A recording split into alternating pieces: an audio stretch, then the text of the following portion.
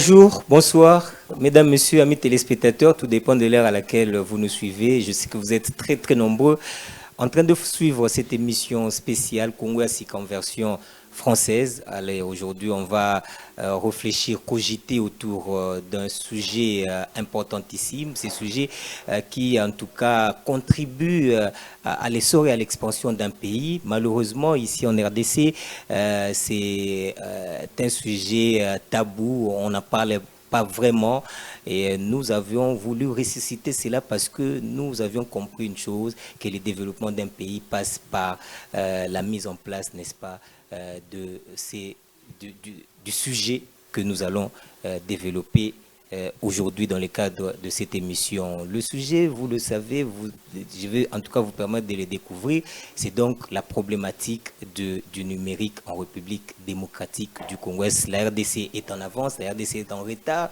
par rapport à ce qui s'est fait ailleurs. Nous allons tant de questions que l'on se pose autour du numérique et nous allons essayer d'avoir des précisions dans le cadre de cette émission avec nos invités, des experts en la matière, avec qui nous allons essayer d'échanger autour de la problématique. Et donc, c'est à vous, n'est-ce pas, de juger déjà les niveaux et puis les réponses qui vont découler durant évidemment ces temps que le programme a consacré pour naturellement la diffusion de cette émission. Nous avons deux invités sur ces plateaux. Le premier, il s'appelle, il est maître, c'est un avocat. Il s'appelle Maître Delattre Mumba, qui est avec nous. Il est expert en numérique, avocat expert en numérique. Bonsoir, bonjour maître. Bonjour monsieur Dinanga. Vous allez bien? Oui, bien portant. On est là toujours. Est-ce qu'il faut encore ajouter sur ce que je venais de dire, sur vous? Ben, je ne sais pas. Parce qu'on dit toujours connais-toi toi-même, donc vous connaissez vous-même. Tout à fait, tout à fait. Peut-être que nous parlons du numérique aujourd'hui. Certains se posent la question devant leur poste téléviseur, mais comment il est entre-temps, en même temps juriste, en même temps expert en numérique. Oui, parce que j'ai fait les deux études. Donc, avant même que je ne sois juriste, je suis un concepteur des systèmes d'information informatisés. Donc, expert dans la cybernétique. D'ailleurs, c'est mon domaine de recherche entre le droit et le numérique. Comme c'est un nouveau monde, aujourd'hui on parle de la cybercriminalité, cyberattaque, cybersécurité, cybermonde, tout ça là, c'est vraiment mon domaine de recherche, raison pour laquelle aujourd'hui, vous me présentez en tant qu'expert en numérique. Alors, je suis en train de voir ces téléspectateurs qui aiment suivre cette émission. Quand ils vous voient dans cette casquette, ils se disent, ben, c'est quoi ça? Parce que, bon, souvent, on vous reçoit en tant qu'avocat, analyste politique. Vous, en tout cas, nous partagez vos connaissances politiques, des analyses sur des questions politiques. Et là, en dehors de tout ça, vous faites aussi autre chose. Donc c'est la deuxième casquette que les Congolais, les téléspectateurs vont découvrir tout au long de cette émission. Encore une fois de plus, bienvenue. Sentez-vous à l'aise. Merci, je suis très à l'aise. Allez, le deuxième invité de cette émission, lui, c'est Monsieur Mike Mwaba. Rien à voir avec Tony Mwaba, c'est pas de la famille, hein. Non. Allez, lui, il est expert en communication, manager expert en communication numérique. J'ai aimé quand on était en train de discuter en coulisses toutes les théories, tout ça. Il m'a dit comment Pasteur Mutombo a plus de fidèles que, par exemple, le pasteur. J'ai retenu ça, hein. Et mais qu'est-ce qui fait que quand pasteur, comment encore son nom, j'ai oublié dans cet exemple, quand le pasteur Marcelo poste un truc, il a plus de vues que le pasteur Mutombo, par exemple, qui a beaucoup de fidèles. C'était vraiment, je sais pas moi, il y avait des confusions là-dessus et tout, mais c'était une démonstration pour soutenir la thèse selon laquelle la RDC, on est en retard. Allez, c'est une façon pour moi de vous introduire. Bonjour et bienvenue à cette émission. Okay. Bonjour, en tout cas, je suis très ravi pour ma première fois de passer sur cette émission, Congo et Sika, comme le mot le dit. Ok. Ça veut dire que j'ai entendu le ministre de la Communication qui parlait sur le changement de narratif. Et je suis heureux de participer à cette émission Congo et Sika parce que, évidemment, l'émission présente différemment les Congos dans toutes ces interfaces. Et alors, je suis ravi de participer à cette émission. En tout cas, merci beaucoup pour votre invitation. Vous êtes manager, expert en communication numérique. Ça vous fait quoi? Est-ce que vous êtes fier quand on voit tout ce qui se passe dans ces domaines-là? Est-ce qu'aujourd'hui vous êtes fier que l'on vous présente en tant que tel? Bon, je ne sais pas dire fier parce qu'on est dans un environnement avec des difficultés. Parce que bon, nous faisons partie de la génération qui hérite ce que nous avons trouvé. Mais je suis de ceux qui pensent que les crises sont des opportunités. Quand vous êtes dans une situation de crise, ça permet justement aux acteurs de voir différemment, de manager différemment, de proposer aussi.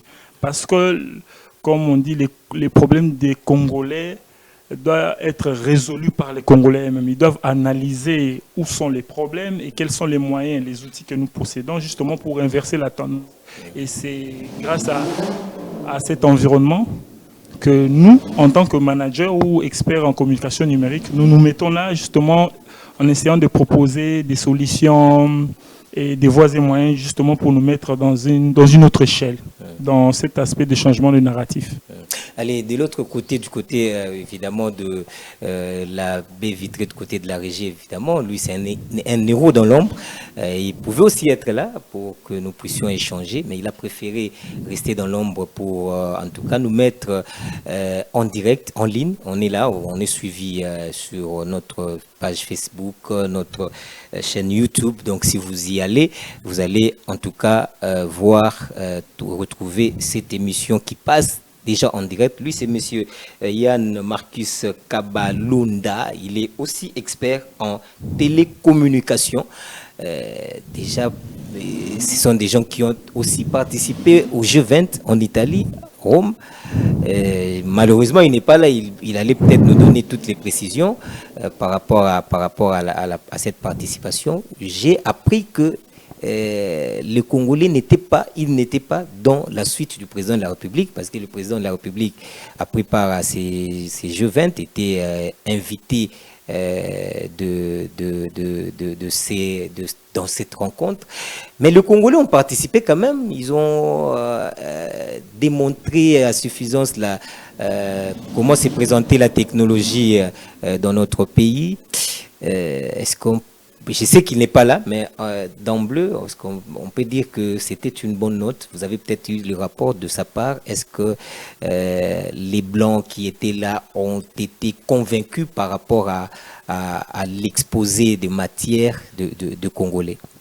Ok, mais en tout cas, nous avons eu des bons échos parce que le monde occidental, ils ont une différence dans leur évaluation parce qu'ils regardent aussi les outils et les moyens que vous avez.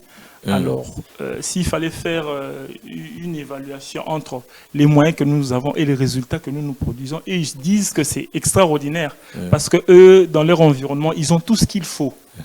En tout cas, en matière d'outils, en matière d'investissement, en matière d'environnement. Et par contre, nous avons encore beaucoup de déficits. Et quand vous voyez des gens dans le secteur vous produire des résultats, en tout cas, ce sont des choses à apprécier. Et le fait même d'être retenu et de se déplacer pour présenter les problèmes selon les difficultés de notre environnement, ça, c'est quand même quelque chose qui est à saluer, qui a été véritablement apprécié par les organisateurs. Avant peut-être de revenir mettre des lettres, je vous garde encore pour justement, vous avez parlé de la participation de Congolais et tout ça. Je rappelle à nos téléspectateurs que le chef de l'État n'était même pas au courant qu'il y avait des gens, il y avait des amis qui devaient prendre part à ces grands rendez-vous mondiaux. Vous parlez de le résultat que nous produisons les résultats que donnent nos différentes recherches et tout ça, évidemment, dans ces secteurs-là, qui est extraordinaire par rapport à ce que l'homme blanc conçoit. L'autre fois, vous m'avez dit c'était un pas de grenouille, c'est ça? Ouais, un bon de grenouille. Un bon de grenouille que la RDC est en train de faire dans ces domaines, parce qu'il n'y a pas d'explication claire. Comment vous ne maîtrisez pas l'ordinateur, mais les téléphones, qui est la dernière invention, c'est ça? Oui, la dernière technologie. Technologie. En termes de conscience, oui. Voilà. Oui. Mais que le Congolais maîtrise à fond. Et en tout cas, même en termes scientifiques, il n'y a pas. Normalement, oui, évidemment c'est étonnant parce que ça permet aussi au monde occidental ou aux différents partenaires antagonistes économiques sur le plan international de regarder différemment l'Afrique, le marché africain. Vous allez remarquer, sans pourtant citer les marques, vous allez remarquer qu'on a des marques de téléphones chinois ici qui sont pratiquement remplies. Et les Occidentaux ont quand même vu qu'ils étaient en retard par rapport, par exemple, à la Chine sur le marché africain dans certains domaines. Justement à cause de tout ça. Parce que l'Afrique a montré, de par sa jeunesse, que, vous savez, la matière de nouvelles technologies, c'est souvent les jeunes. L'Afrique est à majorité jeune dans sa population, dans sa démographie. Et une chose aussi, c'est que, comme votre question l'exprime mieux, on se disait, par ordre, il fallait d'abord comprendre ça avant de comprendre les technologies. Alors, on se retrouve avec des gens qui ne savent pas trop, en tout cas s'il faut faire un sondage dans la plupart de notre population, les gens ne savent pas utiliser les ordinateurs. Donc, ceux qui utilisent, en tout cas en termes d'échantillons ou en termes de pourcentage, sont plus ou moins à moins de 30%, si je peux oser, même moins de 20%. Mais quand vous voyez la technologie Android, donc les téléphones que nous utilisons aujourd'hui, on a vu que la pénétration dans le marché a été très vite et les gens se sont pris très rapidement. Alors, on a constaté, c'était vraiment un constat, et ça a permis aux gens de rectifier les tirs par rapport à leur vision du marché africain. Et c'est comme ça que nous profitons dans des occasions pareilles pour dire aux gouvernants, aux gens qui gèrent la politique, de regarder encore bien, parce qu'il ne faut pas que les talents que nous avons, les potentiels que nous avons, l'opportunité qui se trouve chez nous, que ce soit d'autres personnes qui nous disent, pendant que nous sommes là et nous ne faisons pas assez d'efforts, c'est comme ça que Congo se présente comme l'interface qui a fait transparaître cet aspect des choses. Et c'est comme ça que nous disons aux autorités de voir différemment le marché, les potentiels, mais aussi l'expertise, surtout l'expertise. Allez, on va y revenir avec force détail dans le cadre tout au long de cette émission. Je prends maître des lettres la problématique. Et déjà, vous êtes expert en la matière. Faites-nous d'abord votre lecture par rapport au numérique en République démocratique du Congo. Merci beaucoup, M. Dinanga. Je commencerai par essayer d'expliquer là d'où nous sommes partis. Vous allez peut-être vérifier au niveau du journal officiel qu'en 83, nous sommes encore à l'époque du Zaïre, avec le président Mobutu. Il avait créé dans ses services à la présidence un service au nom du COPIZ. Le COPIZ était le Conseil permanent de l'informatique au Zaïre. Okay. Déjà à l'époque. Pour dire, il avait déjà une vision. En 87, il change cette ordonnance qui crée les COPIZ en SPIZ. Le SPIZ qui était le service spécialisé pour la promotion de l'informatique au Zaïre en 87. Si vous prenez cette ordonnance, tout était dit. Je le dis encore aujourd'hui. Tout était déjà dit, ce qu'on devrait faire, par où on devait commencer. Malheureusement, cette ordonnance, bien sûr le service a été créé, mais n'a pas fait son travail comme il se devait à l'époque. L'ordonnance est tombée en désuétude. Jusqu'à aujourd'hui, aucune ordonnance n'annule celle-là ou n'abroge cette ordonnance. Et un vide est entré jusqu'à ce que nous sommes arrivés à l'époque de M. Laurent-Désiré Kabila. Rien n'était toujours fait. Et Joseph Kabila est venu. Bon, on a essayé de faire certaines choses, mais il n'y a toujours pas un programme national du numérique. Mais pendant ces temps, sous d'autres cieux, il y a évolution. Il y a évolution. Il y a évolution. Dernièrement, nous avons vu, avec l'avènement du chef de l'État, que son conseiller en matière du numérique proposait un plan, qu'on appelle, je crois, le plan national du numérique Horizon 2025. Lorsque ce plan est sorti, je me suis dit d'emblée, nous avons la confiance, mais avec ce qui s'est fait dans ce plan, nous nous sommes dit il y aura beaucoup de difficultés pour le réaliser. Et le chef de l'État avait lancé cela.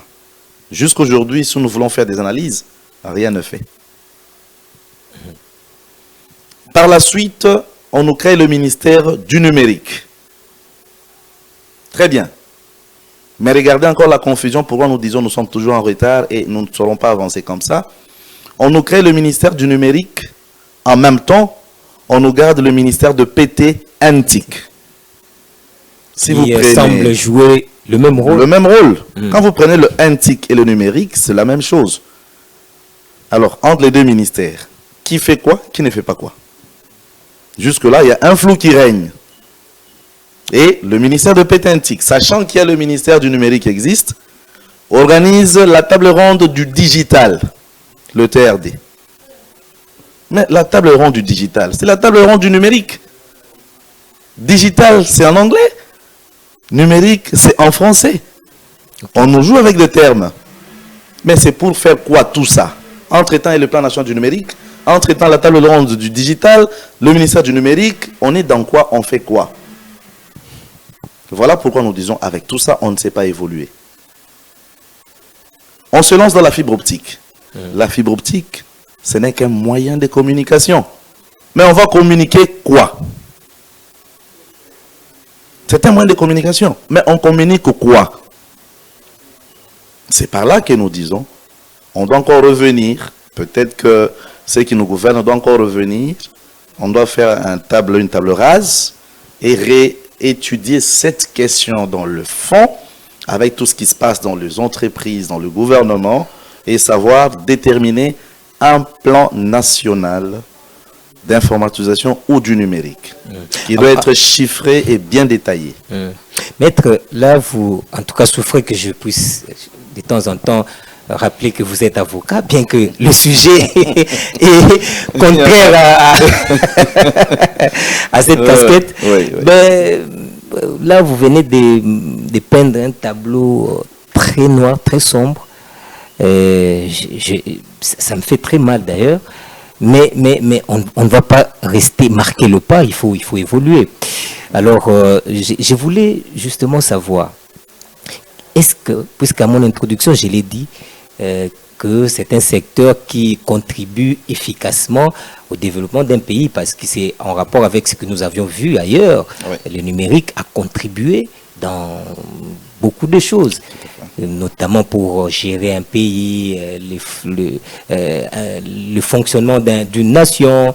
Vous avez un système qui est informatisé, où vous venez, toutes les entrées sont connues, on sait que tel est entré en telle date, en telle période, machin, tout ça, ce sont des faits du numérique, alors qu'en RDC, il n'y en a pas. Mais j'aimerais quand même avoir un élément venant de vous sur l'importance du numérique. Est-ce qu'il faudrait travailler sur ces secteurs et pourquoi? Oui, vraiment, aujourd'hui nous parlons de l'ère du numérique. Comme à l'époque on a parlé de l'ère de, je sais pas, de la lumière, machinisme. Maintenant aujourd'hui, de l'industrialisation. Aujourd'hui on parle de l'ère du numérique. Pour dire en d'autres termes que tout se concentre actuellement et se passe actuellement avec le numérique. Le numérique aujourd'hui fait partie des leviers du développement. Le numérique aujourd'hui permet, comme je l'ai dit une fois, peut-être que c'était dans une émission qui n'avait pas le même caractère qu'aujourd'hui, que chacun a sa façon d'être. Mais si nous voulons standardiser les choses, on doit trouver des systèmes. Aujourd'hui, nous pas de détournement. Mais les détournements se font, c'est post, c'est après. C'est parce que peut-être nous n'avons pas de moyens de gérer cela bien avant, en amont. Mais avec le numérique, on sait retracer les inputs, quel est le traitement qui a été fait sur ces infos et quels étaient les résultats finaux et les outputs. Ça fait partie des leviers du développement, de leviers qui permettra plutôt de pouvoir diminuer, n'est-ce pas, sensiblement, le coulage de recettes que l'on nous crie tous les jours à la télé par les politiques. Heureusement qu'ils sont politiques. Alors qu'il y a des solutions qui sont techniques, purement techniques et numériques, pour éviter ces coulages de recettes dont on nous crie. Mais malheureusement, on se met à côté du gros problème pour éviter ces coulages de recettes, pour éviter, diminuer tant ça peut les détournements de fonds. On passe à côté, moi je le dis, on passe à côté, et on favorise d'autres histoires. Moi quand je dis, je ne suis pas contre la fibre optique, je ne suis pas contre ce projet, mais je me dis qu'avant de pouvoir communiquer, il faut d'abord connaître qu'est-ce qu'on va communiquer. Là, par là, je reviens à tout ce qui est système informatique qui peut nous aider dans le système, comment éviter le coulage de recettes, comment diminuer sensiblement cette corruption. Ce sont ces éléments-là qui vont nous aider. C'est ça l'importance du numérique actuellement. Et quand je dis levier du développement, ça nous facilite dans beaucoup trop de choses. Donc peut-être on va aller petit à petit dans le détail. Voilà un peu par rapport à l'importance que nous pouvons parler avec en ce qui concerne le numérique. Allez, Mike, on peut se tutoyer, non? Il n'y a pas de souci. Pas de problème, en tout cas, merci. Allez, mon frère Mike, votre lecture. Aujourd'hui, ce qui se passe, on voit sous d'autres cieux les systèmes informatisés, on voit en tout cas le monde est devenu un village planétaire. Tout ce que nous faisons, il suffit de mettre votre doigt, utiliser votre empreinte, tout est connu. Donc on ne sait plus se cacher. Mais apparemment au Congo, les ralentis persistent encore. Alors j'aimerais avoir aussi votre lecture sur l'importance du numérique.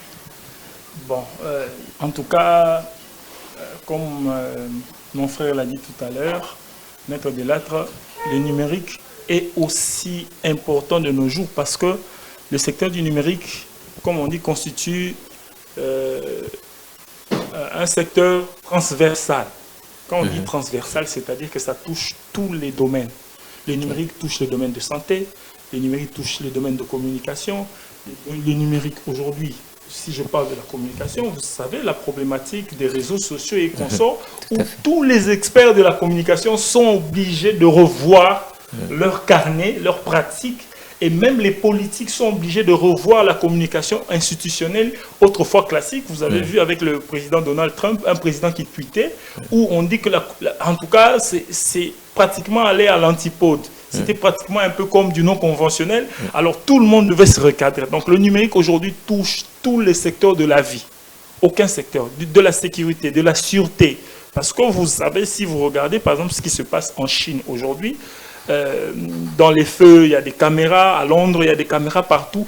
Ou quand vous faites une bêtise, ou vous faites une faute, une fraude, ou vous arnaquez une banque, quel que soit ce que vous faites, par le système installé, on peut vous retrouver partout où vous pouvez aller. Ne serait-ce que par, comme on dit, l'identité faciale, votre corde vocale, on peut vous identifier. Les services de renseignement utilisent ça justement pour retracer. Alors le numérique touche pratiquement tous les secteurs. Il n'y a aucun secteur qui est épargné. Du secteur de la recherche, du secteur de la démographie. Aujourd'hui, je vais donner un exemple. J'ai vu dans le plan national du numérique, quand le président a présenté, on a parlé de la mutualisation des ressources. On dit qu'il fallait que l'on trouve un moyen où tous les services travaillent ensemble. mais ailleurs ça existe. Vous prenez par exemple les naissances des enfants. Les hôpitaux en Europe sont gérés par le ministère de la Santé. Mais les mêmes hôpitaux, quand il y a des naissances par exemple, les enfants qui naissent là sont gérés par le ministère de l'Intérieur. Vous voyez? Alors, les autres ont mis des systèmes pour que justement que tout le monde partage la même information, ça donne un peu plus d'efficacité. Aujourd'hui, vous avez tous les tests qui permettent de tester l'ADN et consorts. Il y a des nouvelles technologies, des appareils médicaux, mais qui sont adaptés vraiment à des générations justement qui communiquent avec l'aspect numérique. Du coup, vous pouvez voir, même dans l'histoire, où il y a eu comme on dit, des mafios, des grands bandits qui ont changé leur chirurgie, où on ne pouvait pas le reconnaître par leur visage, mais par d'autres tests, on pouvait les reconnaître. Ce sont des tests médicaux, mais il y avait des outils numériques qui pouvaient permettre d'aller un peu plus vite. Aujourd'hui, si je reste encore dans le domaine médical, il y a même des appareils qui vous permettent de tester votre glycémie, de vous donner des informations vraiment très rapides. Et tous ces appareils, ce sont des appareils médicaux, mais numériques aussi. Alors, avec tout ça, le monde a suffisamment évolué et l'Afrique est restée un peu en retard. La RDC est encore restée plus en retard que les autres. Parce que si vous voyez, par exemple, chez les voisins au Kenya, ça bouge. Aujourd'hui, tous les géants américains vont à s'installer au Kenya. Ils veulent avoir des entités au Kenya parce qu'ils ont vu que le secteur est en train d'émerger. Ils émergent parce qu'au niveau local, on a investi, ils ont mis des moyens justement pour faire que cet environnement soit un peu plus propice. Pendant que nous, on remarque que ce sont des initiatives des entreprises privées qui essaient de faire bouger. J'ai fait des voyages à l'intérieur du pays, j'ai vu un télécom de la place qui fait un effort justement d'installer ses antennes, justement pour que les gens puissent être plus ou moins intégrés dans ce système. Mais il y a encore un chemin à faire. Et sur ce, je rejoins Maître Bilat pour dire qu'il faut consulter la main-d'œuvre locale. Il faut aller près des gens ici. Parce que ici, peut-être que les gens ne savent pas, nous, on a eu le temps de discuter ensemble. On vous a dit les nombres des solutions au niveau local, les nombres des experts. On va y arriver. Il y en a. Peut-être vers la fin de cette émission, on va parler de tout ça. Mais je vous garde encore pour savoir un peu plus. Vous avez dit, c'est vrai, avec cette démonstration, on ne sait pas dire autrement. La RDC est véritablement en retard. Mais quelque part, je constate qu'il y a quand même une avancée. Je ne sais pas, mais vous allez nous donner des précisions quant à ce. Il y a quand même une avancée, parce que comme vous voyez, nous sommes présents dans les réseaux sociaux, le Facebook, aujourd'hui les Instagram, aujourd'hui d'ailleurs il y a les chaînes YouTube qui en tout cas poussent comme des petits champignons ici en RDC. Vous avez aussi des WhatsApp, des manchettes, tout ça. Donc de ce point de vue-là, il y a quand même une avancée. Bon, j'aime bien votre question. Parce que dans cette question, il y a l'aspect de l'intégration. Vous savez, dans le monde numérique, tout le monde se rencontre. On se rencontre, mais qu'est-ce que nous gagnons là-dedans? C'est là où il y a l'aspect politique national, justement au niveau local. Parce que, je donne l'exemple des réseaux sociaux. Ce sont des réseaux sociaux. Les gens se retrouvent là-bas comme en communauté. Mais les autres nations ont réfléchi justement pour que ces réseaux sociaux puissent leur servir à eux. Je vais peut-être vous donner l'information, peut-être que vous le saviez déjà. Vous savez qu'en Chine, Facebook n'existe pas. Ils ont leur équivalence de Facebook, mais chez eux. Alors, il y a un aspect culturel dans tout ce que nous faisons. Alors, toutes ces sensibilités, parce que le numérique vient avec tout, c'est la mondialisation. Si vous n'êtes pas prêt, vous risquez d'être englouti. Alors, qu'est-ce que nous faisons de toutes ces plateformes? Vous voyez, il y a des questions que l'on se pose. Les autres, je donne l'exemple de Google. Les autres utilisent l'Internet pour la recherche. Pendant que nous, on utilise encore l'Internet pour le loisir. Alors que nous, si je dois aller dans le cadre de votre émission Komo Sika, On doit voir le bon côté qu'on doit tirer. On doit voir le bon côté, le côté même anticipation. Regardez, je vais vous étonner. On dit Facebook, faites l'étude comparative. Regardez les pages, comme on dit, les chaînes YouTube de nos politiques. Je vais prenez même le Premier ministre, n'importe qui, comme ça. Comparez, par exemple, au secrétaire d'État américain ou au ministre français des Affaires étrangères. Essayez de comparer même dans les plateformes. Regardez même leur communication à eux. Regardez comment les choses se présentent, qu'est-ce qui a été retenu comme communication. Et vous verrez que les autres ont compris que, comme le numérique était transversal, il fallait revoir à la hausse les ambitions et même dans la façon de faire. Alors que nous, on est resté justement dans la consommation du numérique tel qu'il a été établi là-bas. Mais qu'est-ce que nous, on gagne? On gagne rien, on gagne. Regardez-nous. Les autres, quand vous allez dans les forums, il y a les chercheurs qui sont dans un forum pour étudier les genres de questions liées à leur communauté. Mais nous, quand on va dans les numériques, vous voyez, on est dans les politiques, dans les polémiques de politique, Taliban, Pakistan, vous en connaissez quelque chose, vous êtes des médias. Qu'est-ce que nous, on fait du numérique? Comme j'ai dit à quelqu'un à compétence égale, qu'est-ce qui fait la différence? Si on nous donnait tous la même chose, qu'est-ce que nous attirons de tous ces numériques? Mais dans l'entretemps, ça a tué pratiquement le média visuel.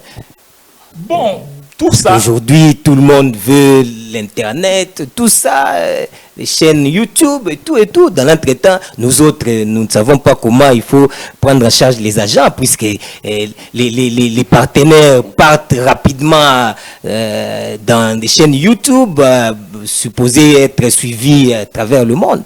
Bon, c'est tout ça. Vous savez, quand Maître Delattre était en train de parler, il y a un aspect de la communication, de la planification, où l'État gère. Je vous donne la question, si vous posez la question au gouvernement chinois, pourquoi ils ont refusé d'utiliser Facebook et ils ont créé l'équivalence de Facebook chez eux? Ce sont des questions qu'il faut se poser parce que les gens qui pensent à la génération future identifient justement les outils, les moyens, et ils réfléchissent comment on va mettre en danse, parce qu'il y a beaucoup d'aspects même culturels. Vous savez, on parle même aujourd'hui de la censure dans les médias classiques, mais qu'est-ce qu'on fait de la censure dans les médias du numérique? Ailleurs, en Chine, on censure même dans le numérique. Okay. Alors, comme on a dit à l'entrée des jeux, le numérique est un domaine transversal. Alors, tous les domaines, tous les experts de tous les domaines devaient réfléchir comment vivre avec ce nouveau monde. Et c'est ce que nous n'avons pas fait. Je donne l'exemple simple. Vous savez, ailleurs, par exemple, la question des médias classiques, l'État a un niveau de subvention et de régulation des médias. Vous allez en France, je ne vais pas citer, vous regardez seulement les chaînes françaises, vous savez. Alors, qu'est-ce qui s'est fait? Les autres, puisqu'ils étaient subventionnés, puisqu'il y avait une orientation, ils ont pris le temps de cette transition. Ils ont été outillés, ils ont eu des formations de renforcement des capacités, parce que l'État en avait les moyens. L'État en avait les moyens et il y avait assez de moyens, même chez les financiers. Vous savez, ailleurs, quand vous voulez créer une entreprise ou, je ne sais pas, même une chaîne de télévision, vous avez toujours une banque qui est à côté de vous qui vous donne les moyens. Et tout ça, ça n'a pas suivi. Ailleurs, les télévisions d'abord classiques faisaient beaucoup d'argent. Alors, quand on a basculé au numérique, même les télévisions classiques ont fait de sorte que les mêmes programmes soient basculés dans les numériques, donc dans les secteurs, pour ne pas parler de analogique, parce que le TNT aussi fait partie du numérique. Mais ici, je parle de l'aspect Internet. Alors, vous regardez toutes les grandes chaînes, si vous me permettez de citer BBC, Canal France, tout le monde est aussi à la fois dans les TNT, dans les bouquets, et aussi dans le numérique. Ça veut dire qu'on a adapté. Le monde s'est adapté parce que vous êtes contraints. Personne ne vit hors du numérique. En tout cas, c'est ça. Et nous, on n'a pas suivi. Aujourd'hui, on se plaint que tout passe par le numérique. C'est difficile à contrôler. Au niveau de la législation, Maître ne va pas me contredire, on n'a pas beaucoup légiféré sur le secteur du numérique. Maintenant, on a des difficultés à tous les niveaux.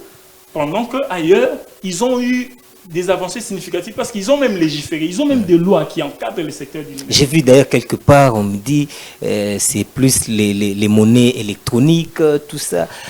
Alors que ici chez nous, c'est compliqué. Utiliser la monnaie électronique, parfois, comment quitter, mais comment quitter, donc c'est un peu compliqué. C'est comme ça que certaines personnes sont réticentes par rapport à... donc, comme vous avez dit, les systèmes d'adaptation, les gens ne veulent pas entrer dans cette logique sous prétexte qu'ils seront roulés. Bon, payer la SNEL, payer la régie des eaux, tout ça en monnaie électronique, c'est compliqué chez nous. Bon, moi je dis, la majorité de nos entreprises souffrent de cet aspect de communication parce que dans l'aspect technologie, il y a toujours un aspect d'intégration. C'est-à-dire que quand vous inventez un outil, cet outil sera utilisé par d'autres personnes. Alors, au-delà de l'invention, au-delà de ce que ça vous procure, il faut imaginer à l'aspect utilisateur. C'est ce qui fait réussir. Alors, vous serez étonné. Vous voyez tous les grands géants du numérique, à chaque fois qu'ils ont un nouveau produit, les moyens qu'ils mettent dans la communication, la présentation même des nouveaux gadgets, l'événement qu'ils créent autour de toutes ces histoires, vous serez étonné. C'est beaucoup d'argent, c'est beaucoup de moyens. Pendant qu'ici, chez nous, on vient avec des solutions, mais on ne veut pas communiquer véritablement sur ces solutions. Ce sont des problèmes. Et pourtant, quelqu'un a dit, ce qui peut tuer, ce qui peut guérir peut aussi tuer. La même quinine qu'on prend sur la malaria pour nous guérir, si vous en prenez à une dose élevée, vous pouvez mourir. Alors, le même numérique qui fait évoluer les autres, nous on utilise ça justement pour reculer. Parce qu'on utilise qu'il y a une interface où il y a plus de loisirs, il y a plus de polémiques, et on investit de moins en moins sur le secteur justement d'intégration, notamment la communication. Vous avez parlé de la monnaie électronique. Dans la monnaie électronique, il y a un aspect qu'on appelle le paiement marchand. Donc, c'est-à-dire qu'on veut créer un système où vous pouvez acheter par votre téléphone, je ne vais pas citer mais tout le monde sait, la monnaie électronique, ou par votre carte bancaire. Tout à fait. Ailleurs, je vous donne l'exemple du Kenya. Vous pouvez aller, si je dois emprunter les termes, dans votre ligablo du coin, vous pouvez acheter du pain, les makala ou autres avec votre téléphone. Pendant que nous, ici, ce n'est pas possible. Mais pourtant, on a les mêmes, on a le téléphone, on a la monnaie virtuelle comme les autres. Mais les autres ont suffisamment intégré, joué sur la communication qui intègre la population à l'utilisation parce que c'est l'État qui gagne. Vous faites des achats en monnaie électronique, la Banque centrale fait des économies parce qu'un billet, on a discuté récemment, un billet de banque, un billet de 100 francs, de 200 francs vous coûte $1 dans sa production. Pendant que si on augmentait nos volumes de paiement marchand, où je peux acheter mon pain, je peux aller au marché, utiliser la monnaie électronique, je gagne. Aujourd'hui, nous, on reste que sur le retrait et envoi. On transfère de l'argent, on reçoit de l'argent et on va retirer les billets pour aller acheter. Pendant qu'ailleurs, ils ont déjà dépassé cet aspect des choses. Donc, le nombre même des billets en circulation, c'est moindre. Oh, vous savez que ce qu'on appelle le BIC, les billets impropres à la consommation, ce qu'on on appelait ça chez nous ici, les blessés de guerre. C'est parmi les vecteurs des maladies. Pendant cette période de pandémie, par exemple, où on utilise des billets sales, qui a été en contact avec beaucoup de susceptibilité de propager des maladies. Pendant que chez les autres, aujourd'hui, ils ont même évolué dans leur carte de paiement électronique. Ils utilisent plus des cartes de paiement où il faut entrer, il n'y a plus de contact. Vous avez juste à faire, et on a même intégré aujourd'hui l'utilisation de votre carte dans votre téléphone. J'ai vu des entreprises qui offrent la même technologie aujourd'hui, mais le niveau de communication, de sensibilisation, il est très, très bas. Très bas. Les gens, le public, la population veut les solutions. Mais c'est plutôt l'ignorance parce qu'ils ne savent pas. Moi, j'ai fait l'arrière-pays. Quand vous parlez avec des gens, vous constatez que déjà que le pays est en retard, mais l'arrière-pays est encore plus en retard que nous qui sommes dans les grandes villes. C'est aussi ça des problèmes. Allez, je vais peut-être revenir à vous pour des solutions, mais vous gardez quand même la question. Quelle est la solution à apporter? Ça, c'est la question qui va permettre à ce que nous puissions descendre dans le cadre de cette émission. Je reviens sur vous, maître. Dans tout ce que nous venons de dire, vous ne voyez pas qu'il y a aussi la population qui n'entre pas, qui ne permet pas à ce que ces secteurs puissent avoir de l'ancrage dans notre pays, puisqu'il y a beaucoup de choses où les gens sont véritablement réticents, ils ne veulent pas s'assumer. On a parlé ici de la monnaie numérique, la monnaie électronique, qui aujourd'hui est devenue une mode. Parce que partout dans le monde, aujourd'hui, en lieu et place d'utiliser les billets, et ça se passe entre téléphones, entre machin. Alors c'est déjà un pas vers un développement, alors que nous utilisons aussi cette pratique, mais seulement pour récupérer l'argent, retirer. Pour acheter, nous devons retirer, on achète. Vous n'allez pas être dans un taxi-bus, demander à ces messieurs, ces receveurs-là, ou non, na téléphone. C'est compliqué, c'est compliqué à la fois. Alors que nous avons besoin d'entrer dans ces trains de mondialisation. Vous ne voyez pas que la population aussi n'intègre pas, c'est là aussi dû à peut-être vous, les experts, vous ne sensibilisez pas assez. Oui, d'ailleurs, dernièrement, j'étais dans un restaurant, j'ai connu ce problème. Je devais payer. J'ai dit, bon, j'ai de l'argent, mais c'est en électronique. Je peux avoir le numéro, comme ça je paye directement. Ça fait du bruit. Non, mais non, je dis non, mais finalement, c'est de l'argent que je vous donne, je vais payer. Vous voulez refuser votre argent, que je parte alors. Vous comprenez déjà, et c'est un restaurant qui est en ville, c'est pas loin, c'est en ville. C'est à Gombe d'ailleurs. Donc il y a déjà ces problèmes. Mais le problème, c'est pas la population. La population, pour moi, s'intègre facilement. La population s'intègre. Pourquoi? Dans les réseaux sociaux, ils sont là. Mais quelle est la politique du gouvernement par rapport au développement? Parce que le développement, ce n'est pas la population. C'est suivant la politique du gouvernement. Aujourd'hui, pour imprimer un billet de 500 francs, l'État utilise combien? Pour imprimer un seul billet, l'État utilise combien? Bon, posez la question à l'État. Quelle est la politique pour diminuer l'utilisation de ces billets? $1, vous avez dit. $1, pratiquement $1. Pour un seul billet de 500 francs. Ou de 200 francs. C'est vous payez $1. Alors que $1 nous coûte 2000 francs. Mais non. Alors qu'il y a les monnaies électroniques aujourd'hui. La question c'est, quelle est la politique du gouvernement par rapport à ça? Comment diminuer l'impression de papier, de billets papier, et qu'on utilise plus la monnaie électronique? Quelle est sa politique dans ça? Ça fait partie du développement. Ça va diminuer quand même le coût par rapport à l'impression des billets papier. Mais quelle est la politique? On ne voit pas. Par rapport à la SNEL, à la régie des autres, est-ce que c'est les peuples qui diront non, on doit payer par M-Pesa, par exemple? Par Orange ou par quoi? Non, c'est l'État. Quelle est sa politique? Mais la population aussi doit être sensibilisée. Non, mais pour qu'elle soit sensibilisée, il faut qu'il y ait une politique par rapport à ça. Il faut qu'il y ait un plan, un programme par rapport à ça. Aujourd'hui, vous nous dites de payer la régie des eaux par les monnaies électroniques. Bon, comment ça se fait? Par quelle voie? Bon, qu'est-ce qui me rassure que je paye? J'envoie seulement l'argent et les montants? À quel numéro? Bon, il faut planifier, il faut programmer, il faut arranger. Et tout cela doit c'est la responsabilité du ministère. Oui, ça doit normalement découler de... Parce que c'est l'État. Donc c'est le ministère. C'est pour dire le problème n'est pas au niveau de la population, mais le problème est au niveau du programme national. Qu'est-ce que nous voulons du numérique? Ce n'est pas la population. Vous voyez, la population aujourd'hui est plus dans les discussions inutiles sur le net, sur l'Internet. Tel a dit ceci, tel autre a dit ceci. Les musiciens sont là. C'est toujours ça. Les pasteurs sont à l'intérieur. Des discussions inutiles. Mais dans tout ça là, comme mon frère l'a dit, qu'est-ce que nous gagnons de ça?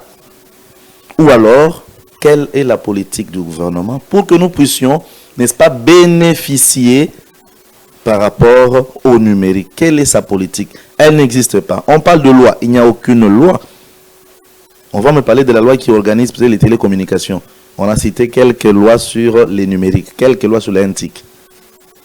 Mais on est dû là. Ça aussi, c'est la responsabilité des députés. Oui, justement. C'est toujours l'État. Nous parlons de l'État.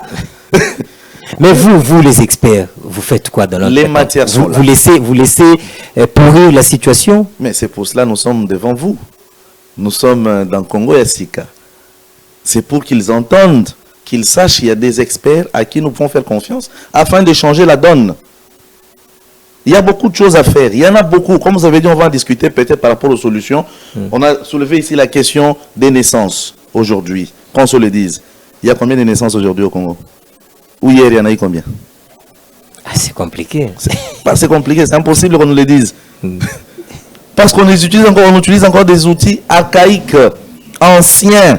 Alors qu'actuellement, on peut utiliser les numériques pour savoir qu'aujourd'hui, à Kinshasa, jusqu'à telle heure, il y a eu autant de naissances. Aujourd'hui, et le ministère de l'Intérieur récupère l'information. Aujourd'hui, il y a eu autant de décès. Autant de décès. Aujourd'hui, il y a eu autant d'entrées. Autant de sorties. On peut le savoir avec le numérique. Donc, il faut informatiser les systèmes. Il faut informatiser tous ces services. Combien d'argent on a perçu des quittances n'a pas marché? Permettez, si c'est bilingue la langue. Il y a des quittances qui se paient dans les marchés. Vous savez que si vous allez proposer même dans un des marchés, non, on peut informatiser, ils vont refuser. Pourquoi? Parce qu'on ne veut pas savoir la vérité de combien d'argent qui entre dans la caisse de l'État. Ah, mais on ne joue pas avec l'État. Si l'État s'impose, ça... Nous voulons cette imposition de l'État. La solution sera trouvée. Nous voulons l'imposition de l'État. Voilà. Alors, on est arrivé à la fin. Il nous reste, je crois, 4 minutes. Et j'aimerais que nous puissions vraiment gérer ces 4 minutes pour... vous aurez 2 minutes pour conclure l'émission. Nous allons en termes de solutions. Parce que là, c'est juste... on va faire une série d'émissions. La matière, elle est tellement abondante qu'on ne saura pas la vider à une seule émission. C'est pourquoi nous demandons à nos téléspectateurs de prendre leur mal en patience, parce que nous allons revenir sur la question. On va vraiment travailler dans ce sens-là pour que vous puissiez être sensibilisés davantage et comprendre l'importance du numérique dans les développements d'une nation. On est arrivé à la fin, je l'ai dit, mais permettez-moi de les rappeler parce qu'on dit toujours la répétition est la mère de la science. Allez, mon frère Mike, en termes de solutions, vous avez 2 minutes. En tout cas, gérez vos 2 minutes d'une manière professionnelle. En termes de solutions. Ok. En termes de solutions, premièrement, il faut qu'on s'ouvre. J'ai vu dans le secteur de l'enseignement supérieur, le ministre de l'enseignement supérieur, Moïse Dozang, si je peux le citer, il a appelé les experts de son domaine, justement pour réfléchir qu'est-ce qu'il fallait faire, l'état des lieux et les propositions. Alors, il est sorti de cette rencontre avec des propositions et ensemble avec son cabinet, il pouvait avoir des éléments. Ça, c'est un élément. Le deuxième élément, je vais aller un peu dans la planification, un peu comme Maître Delattre l'a dit, les gens qui gèrent le secteur du numérique. Le secteur du numérique, il est transversal. Le plan national du numérique dont le président a parlé, il a parlé de la mutualisation. Jusqu'aujourd'hui, on n'a jamais rien mutualisé. Parce que l'exemple est là, si vous allez dans nos hôpitaux généraux, Mama et autres, vous sentez que le ministère de la Santé, il est seul là-bas. Et pourtant, le ministère de l'Intérieur devait être aussi là-bas pour justement identifier les naissances et toutes ces informations. Alors, les autorités doivent travailler sur des plans. Et la dernière solution, c'est l'investissement.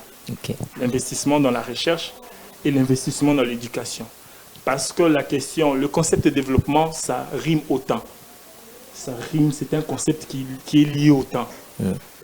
Combien est-ce que vous mettez pour quelque chose aujourd'hui pour que demain vous soyez parmi les premiers? J'aime l'exemple du Kenya dans notre sous-région. Je regarde ce que le Kenya fait, voir Google venir s'installer au Kenya, Facebook venir s'installer au Kenya, c'est-à-dire qu'il y a eu un sérieux, il y a eu un environnement qui attire même les géants du monde. Et ça, nous en avons besoin. L'investissement en termes de toutes les personnes qui sont dans le secteur, mais aussi dans la recherche scientifique. Vous avez épuisé votre temps d'antenne. Merci beaucoup. Allez, merci. Merci en tout cas, mon frère Mike Mwaba, que je n'oublierai jamais. merci pour votre participation. Hein. Merci à vous aussi pour Congo Asika, pour l'opportunité qu'il nous donne justement de venir nous Allez, on va continuer avec ça. On va sensibiliser continuellement la population parce que c'est un secteur qui va nous permettre à ce que nous puissions vivre ces développements durables qui est donc les motifs du président de la République. Alors, monsieur... non, bon, attendez, c'est quand même un avocat, je ne peux pas... C'est un monsieur, oui, mais il mérite ces titres-là. Merci beaucoup. Maître Delattre, oui. Nous sommes arrivés à la fin. En termes de solutions, en 2 minutes, puisque vous en avez 2, gérez votre temps d'antenne et nous allons désannoncer l'émission. Merci beaucoup. Je ne veux pas trop parler, mais en termes de solutions, nous avons 2 solutions sur le plan numérique en matière électorale. Okay. Pour rendre ces élections transparentes. Je ne veux pas parler de démocratique et autres, mais je parle de transparente. Okay. On a une solution pour ça. En matière de recensement, nous avons 2 solutions pour ça. Hein, pour que l'État, n'est-ce pas, puisse facilement avoir à dénombrer la population congolaise. Nous avons 2 solutions. En dehors de ça, si ceux qui ont des problèmes qui concernent le numérique, le coulage de recettes, nous sommes disposés à leur donner la solution. Très bien. Merci. Mesdames, Messieurs, amis téléspectateurs, vous avez suivi, vous avez compris le niveau, la matière. Ces 2 personnes viennent de 2 sociétés. Alors, en fait, ce sont des sociétés jumelées. Et je vous parle déjà de Aloïm et d'El Télétechnologie. Vous avez suivi et je vous souhaite, en tout cas, je vous demande de rester très calme parce que nous aurons une autre émission, un autre numéro pour continuer avec ça. La matière, elle est tellement abondante, il est très difficile de pouvoir l'épuiser pendant 60 minutes. Donc nous aurons encore une autre 60 minutes, des 60 minutes, je voulais dire, pour revenir parler de la question et ainsi de suite. Puisque c'est un point qui touche au développement de la RDC, puisque Congo Asika travaille sur le développement durable de la République démocratique du Congo, qui est la vision du président de la République, mettre l'homme au centre de toute préoccupation, que ces Congolais-là puissent se développer demain. Et c'est comme ça qu'aujourd'hui, nous allons continuer comme ça à parler du développement. C'en est fini, mesdames, messieurs. Après nous, c'est donc la tasse matinale qui va prendre la relève. On se retrouve pour un autre numéro. D'ici là, restez branchés car le programme de Face Télévision ne va jamais vous lasser. Au revoir et à la prochaine.